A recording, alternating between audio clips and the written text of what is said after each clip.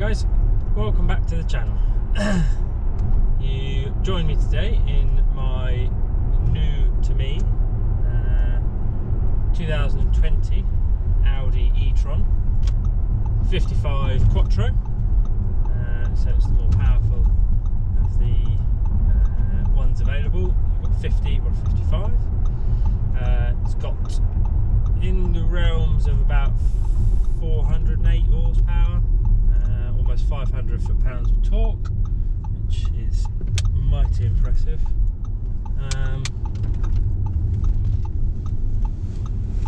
As given by the Quattro, it is full four-wheel drive, dual motor, 95 kilowatt hour battery, although only about 83 of that is usable. Yeah, I've had it a little over a month now. It's the main reason why I bought it. So when I took the Mini off the road in October, I needed something that was going to be a cheap runaround. So I bought a 2-litre diesel Volvo Estate, V70 Estate. That proved to not be very cheap. It cost me, I think in the first 3 months of owning it, including buying it, it cost me a little over £1,000 a month. At which point I said, right, I'm fed up of driving around in cheap cars, always worrying whether they're going to break down or not. So I set myself a challenge, as it were, of being able to get in as low a mileage, as new a car as I can. The main stipulation was it had to have manufacturer's warranty on it. So this was bought direct from an Audi dealer.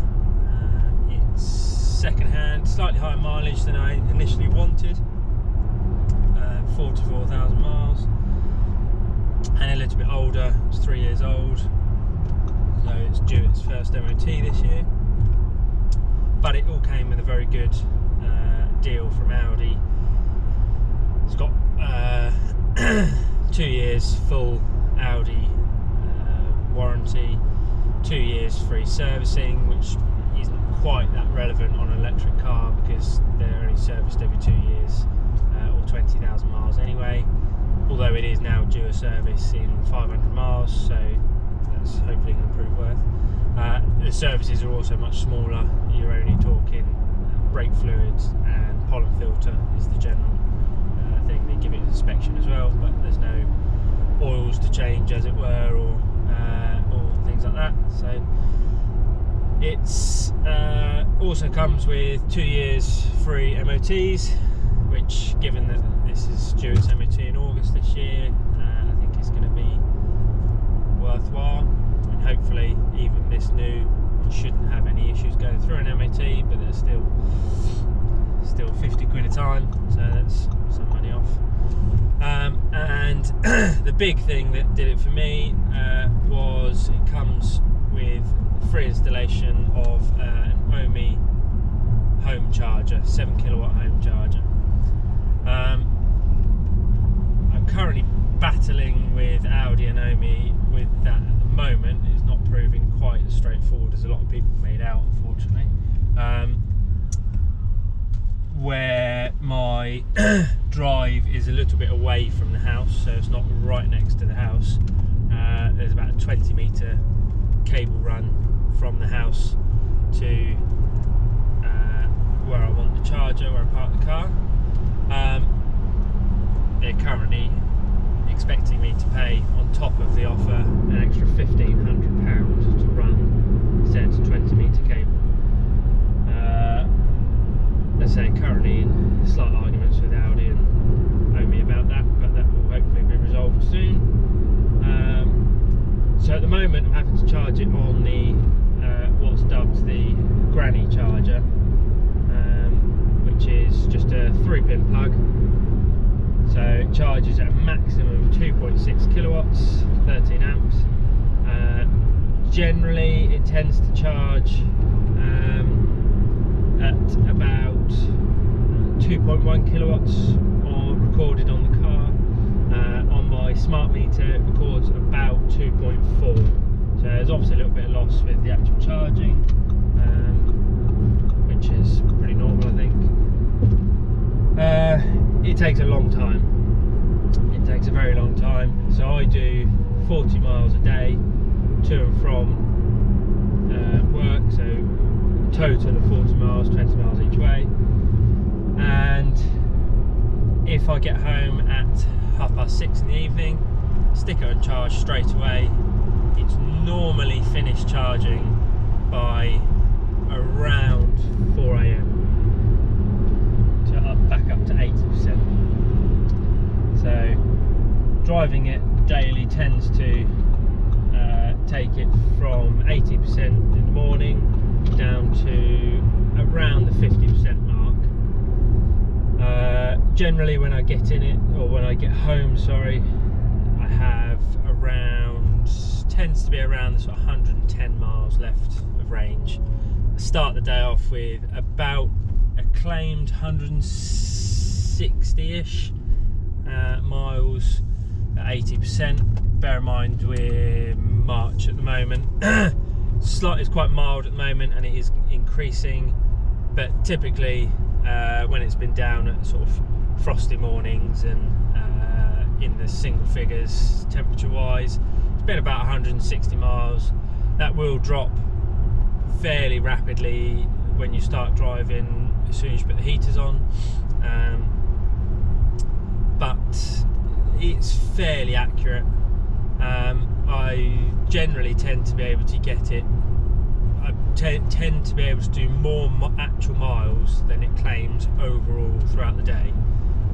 The morning run is less accurate, and then the evening run I tend to be able to gain some miles back because it's obviously slightly warmer or traffic's less or something. But there's a definite pattern I notice when on my way to work. I tend to get about 2.2, 2.3 miles per kilowatt hour, whereas on the way home I'll quite happily get 2.8 or 2.9 miles per kilowatt hour, which I had a look today on the app, is roughly averaging out to something that you can compare to a combustion engine car, diesel or whatever. It's averaging out to about 43, 42 miles per kilowatts per 100 mile. What that means for cost for me at the moment. So the Volvo was, on my daily commute, was averaging about 45 miles to the gallon, which works out at about just over 9 pence per mile.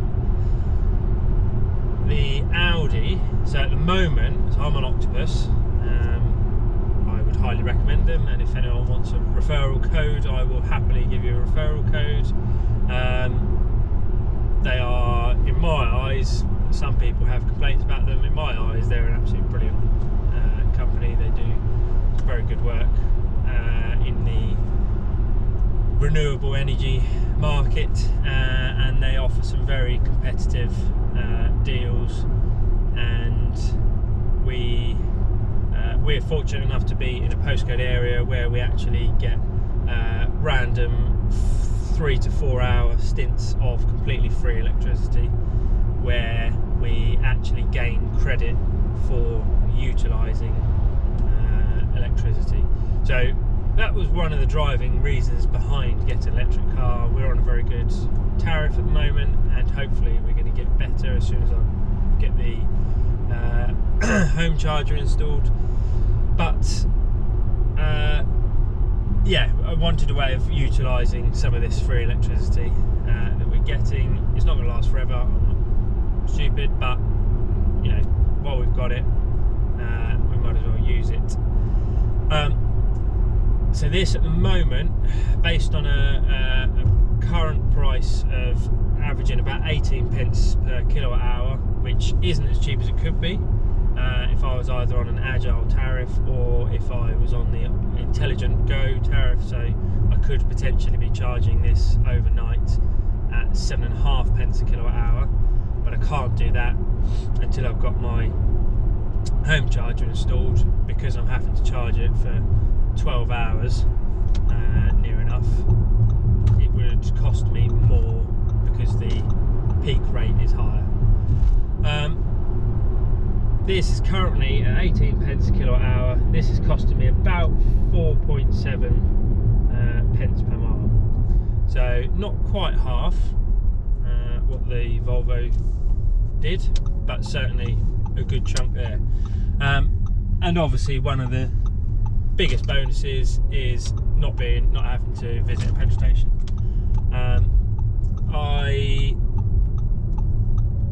I've actually, since I've had this for, so I think it's about 5 weeks now I've had this, I visited the petrol station once, and that was for the Discovery, because obviously that still needs plenty of fuel. It's yeah, been very, very impressive. My plan overall is to not have to use public charging at all, because public charging is very, very expensive. I've signed up to the Octopus Electroverse, which seems good. It basically is a card, so you can tap RFID on a lot of chargers. Only certain chargers and companies are signed up to that to allow it to work, so there's not that much availability. You have to, be very selective where you charge if you're going to do that. But one of the bonuses is you get a slightly preferential rate, although a lot of the time that isn't actually advertised until you charge. But it just goes straight on your electricity bill, so there's no, you don't have to. There's no pre-approval. A lot of chargers, much like what they're doing with pay at pump fuel now, it takes X amount out of your bank, normally between £30 and £50, just to make sure you've got enough to cover your charge. And then you do your charge, and then it takes that money from your bank and puts your original £30 or £50 back, or takes it out of that amount. I've only used one public charger, and that was purely out of interest. A local Tesco's has got I think it's a Pod Point Volkswagen deal thing. So it was 79 pence per kilowatt hour, which is 4 times more than what I can charge at home. But unfortunately, it's very typical of what they call a fast charger, or rapid charger. So it's 50 kilowatt hours. I was in Tesco for, I think it was about 10 minutes, and it added about 35 miles, so it was worth doing, and cost me, can't remember now, £5 or something. It wasn't much, but that was purely just an exercise. It was my first thing, just to see how easy it is. It's the first charger I really came across that I was in a position to use, so I wanted to see, was it working, did it work well, was it easy to use. The charger itself, yes, was very easy to use. You literally tap your card, plug it into the car, and then tell it whether you want 100% or 80% or things like that, and then it starts charging. And then when you come back, you tell it to stop charging, you tap your card again just to confirm, and then you remove the socket from the car. There was a bit of issue with the car. It wouldn't release the charger. Came up with a red warning on it, and then a yellow warning saying there's no voltage and stuff. But that was my first time. I have a funny feeling I'd had it, I'd only had it a couple of days. I have a funny feeling that was probably me pressing the wrong button at the wrong time, or something like that. So I think I'd probably put that down to user error rather than an error with the thing. And it did really, after 30 seconds of just leaving it and then pressing the button again, it did release and was fine. There's an app called Zap Map, which I have not used as such, but I have used it. but not for actual public charging. Basically, it's just certainly UK wide, I would imagine it's probably global wide, app that gives you locations, prices, and where possible for connected chargers. It gives you access to all the information relatively accurately. A lot of smaller chargers, hotels, restaurants, things like that, tend to be 7 kilowatt chargers. They tend not to be connected to a network, so you just have to go off user values as to whether they're working or available or things like that. But generally it tends to be the rapid and ultra rapid chargers, the 50 and 150 kilowatt charger pluses, tend to be on a network, so it can give you a direct, fairly accurate view of whether they're in service and working and whether they're currently in use, which is quite useful, and it tends to update every 1 to 5 minutes, so you can get an idea and plan your journey. It has also, talking about that, it has also got a journey plan in it, so you can tell it what car you've got, you can set your parameters, what state of charge you're going to start your journey, where you're going, what's your minimum state of charge you want to be at your destination, and it will then plan your actual route, much like Google Maps, but it then also determines where, if and where you need to charge, or where it's suitable to charge, and how long for. So unfortunately I didn't have the car in time, but I did a trip from Bedfordshire down to Dover, so I put it into that, and it said I'd get down there, no problem at all. I then need to charge there either overnight or find a charger to charge me back up to 80%, and then because I'd only be starting on 80% and not 100%, because most the chargers is not recommended, if you're using a public fast charger, it's not recommended to go above 80% because it will unfortunately degrade the battery. It then meant that when I got to Baldock area, I would need to pull into Baldock services for a 5-minute top-up charge on a rapid charger, which would then give me enough to get home. Realistically, I would imagine that will probably be not necessary, because you know, Baldock's only 15 minutes away from home. If I was at Baldock and I only had 20% charge left, I would probably just sit it out until I got home, because I've been confident enough in the car at that point, so I don't think it would have been much of an issue. Well, I did use this for a longish journey, not massively long, but long journey. Went to Legoland a couple of weeks ago. That was 67 miles there and I think 71 miles back, so nominally it was about 140 mile total. Unfortunately, because I'm only on a granny charger, I could only get the battery to 80% before I left at 8 o'clock in the morning. I set it to 100, but because it's so slow, it didn't get there, so I could only get to 80%, which is the annoying thing of having a granny charger. It claims from 0% up to 100%, or I think it might even be 80%, on a 3-pin plug charger is 42 hours. So that's almost 4 days for a full charge. Generally, it doesn't seem to have been that. I've had it down at about 30% up to 80%, and it's done that in less than a day. So generally, it's not too bad as long as you plan. But you can find yourself a little bit playing catch up on a granny charger. You know, if I get home late one evening, or I pop somewhere else after work and then get home, not only am I putting it on charge maybe an hour or two later, but I've also done more miles, so it has less charge to begin with. Days like that, I can find myself where it's not fully charged or not up to 80%, but because I'm only doing 40 miles, it doesn't really matter, as long as because it can cope with the full 40-mile charge overnight and has a little bit of buffer over a couple of days, it does build itself back up to 80%.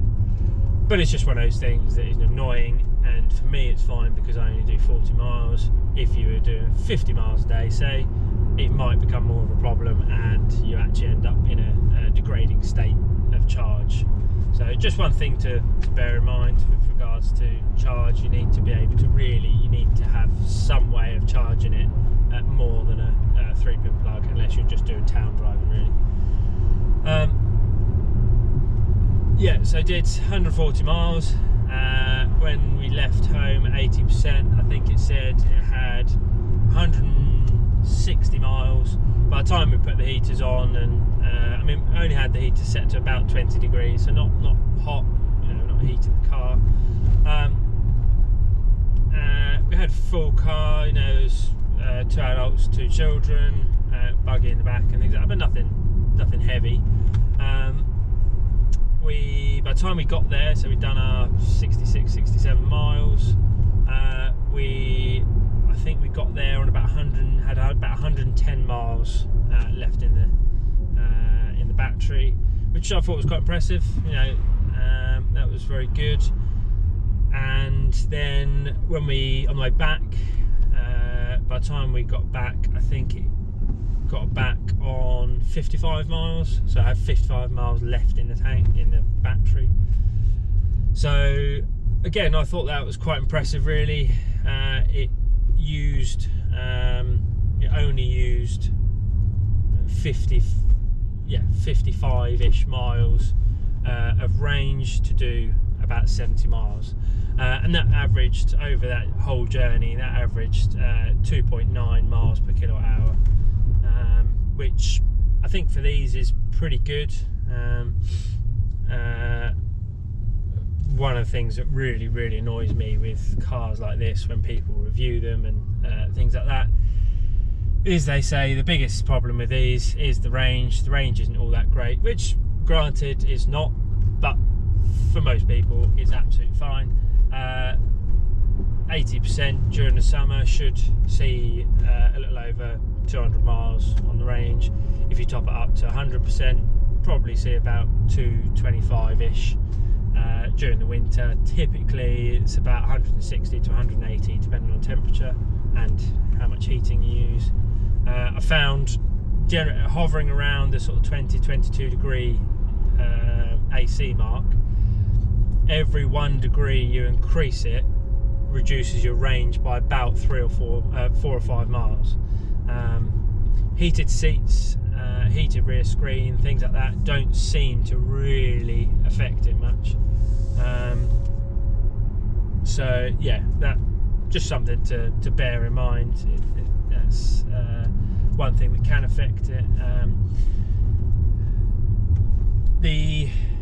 Going back to people reviewing these cars and the range and things like that, one of the things that really annoys me when people review a car like this is they'll say, you know, it does 200-mile range realistically, and will generally get on average about 2.7 miles per kilowatt hour, which isn't that great, but it's what's ultimately advertised. They'll compare it to an MG4 or whatever they are and say, well, that can do, you know, whatever, or a Kia Niro or one of them, EV6 or something like that, you know, they've got a 300-mile range. I was like, yeah, but they're incredibly basic inside. They're horrible to drive because they're tiny. They've got no power. You know, this has got over 400 horsepower, 500 foot-pounds of torque. Is what I would consider a luxury barge. You know, it's got everything you need. It's so comfortable, full air suspension, raise and lower it, put it in eco mode or off-road mode or dynamic mode, and it all firms it all up. Does 0 to 60 in about 5.5 seconds. The acceleration is good. It's very impressive. You know, it shocks people when they get in it and stuff like that. And it's impressive because obviously the age-old electric thing, it is instant. The torque is just instantly there. And it is quite relentless as well. You know, you're not waiting for gears to change, you're not waiting for it to, you're not waiting for the boost to come in or anything like that. It is instant and it's constant, and it will happily accelerate well above the speed limit very, very quickly, to the point where you have to be a bit careful. Speed cameras and stuff, so where I pull out on my road, probably about 100 meters down the road, there is a speed camera. I have to be very careful because previously in all my other cars I've generally been able to put a foot down pretty well and not had to worry about going over the speed limit. In this, you could very easily get above the speed limit before that speed camera, so you just have to be very careful of things like that, but that's just fine. But its acceleration stuff is very, very impressive, very relentless, and I like it a lot. But it's also, you know, 5.5 seconds, that's not actually that impressive really. My old Saab 9.3 was 5.1, so you know, it's but it's just a very, very different type of acceleration. It's plenty quick enough for the car, for the size of the car, for the weight of the car. You wouldn't really want to be going any faster. It's yeah, it's a big heavy car, because it's still got, you know, all that luxury. It's got heated full leather seats. It's a big car, you know, there's loads of space in here. You can't compare it to your, you know, 2-litre diesel Audi A4 or something like that. It's just not comparable. It's not going to do the same. I mean, it probably will do better efficiency than that, but you can't go comparing it to things like that. Realistically, this is on par with Audi S6, maybe even RS4 territory, when you consider performance and size and everything.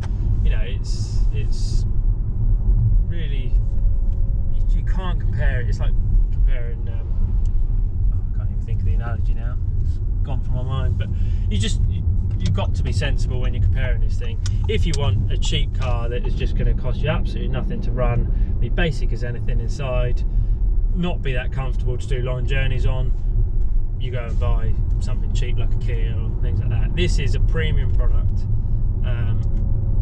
Ultimately, they've not really cared quite as much about the range as they have with keeping the luxury. I mean, this one doesn't actually have the panoramic roof. A lot of them have a big full-size glass roof, which obviously adds considerable weight to it. But again, things like that I like. You know, they're not scrimping on everything, trying to make it as light as possible and everything like that. You know, it still feels like a very well built, comfortable Audi at the end of the day, which is what it should be, because that's why people buy these cars. You know, you don't buy it to be the cheapest thing you can possibly run.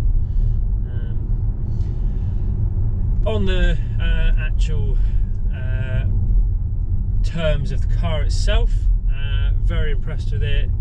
It's got these 3 big screens, generally very good.